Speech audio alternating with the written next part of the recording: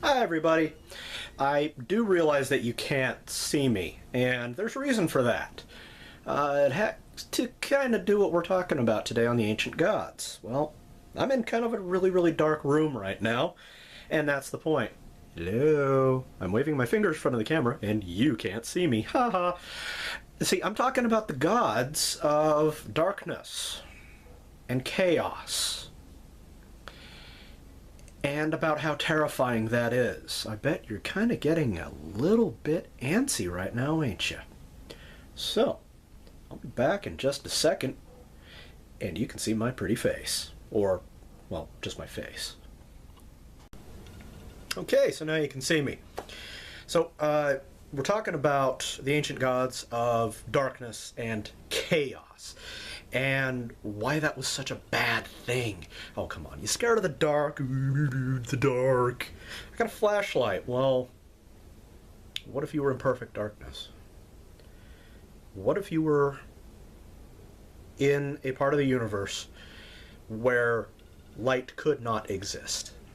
Where there was nothing that could pierce it, where the darkness is just so oppressive that it crushes and destroys everything. Well, to the Greeks, that was the god or the goddess Nyx, N-Y-X. She was primordial, so she's not one of the Olympians, not one of the Titans either, technically. She was the ether out of which existence sprang. When, this is even something in Western science we struggle to answer as, what was there before there was something? Nothing. The Nyx is literally the conscious embodiment of nothingness. She is the goddess of darkness, destruction, non-existence, so forth. In popular media nowadays, we depict the Nyx as kind of this unbinding force that would be able to rip atoms and molecules asunder and basically render them mute and non-existent at all.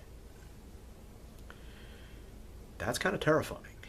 You can't fight that. You can barely even run from it, because the further you go, the further you have to go to get away from it. Okay?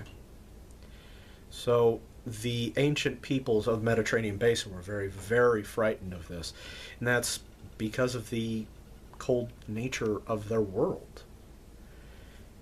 It was hard. So, now in Egypt, had something similar. It was symbolized by a snake that lived on the dark side of the world. That was the land of permanent night. Ra fought him every single night, sometimes with the help of Setish. And the name of this god was Apep, or Apophis in Greek. He was the perfect god of chaos, absolute evil. Setish is kind of a chaotic guy, but he was chaotic war. And what he wanted to do in relation to Horus was control Egypt. He just wanted to rule the world, that's all. And he wanted to rule it his way. And he did it through belligerent war.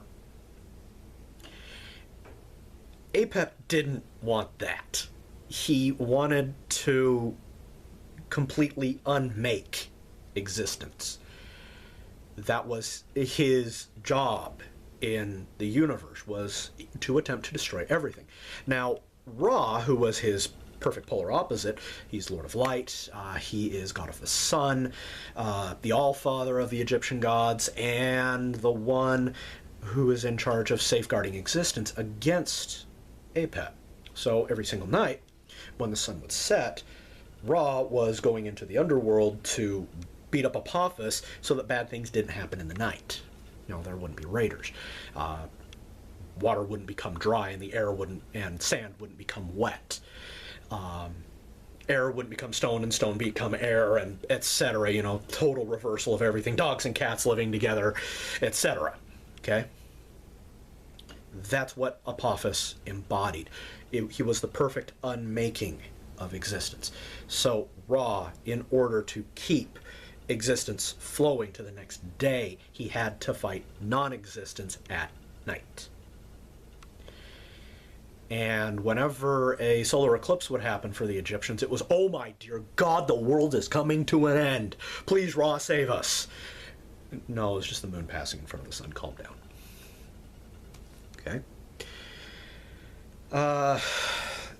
In Norse mythology, well, I hate using the word mythology. It's an ancient religion.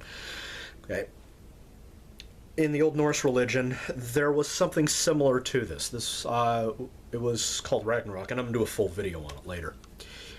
One of the main pieces of this was the wolf Fenrir, who was son of Loki, who was, Lord of Chaos, lies, fire, bad stuff, okay?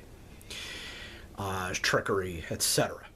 And I'm going to go into him in a little bit more detail later. But Fenrir took a very large piece in the entire concept of Ragnarok.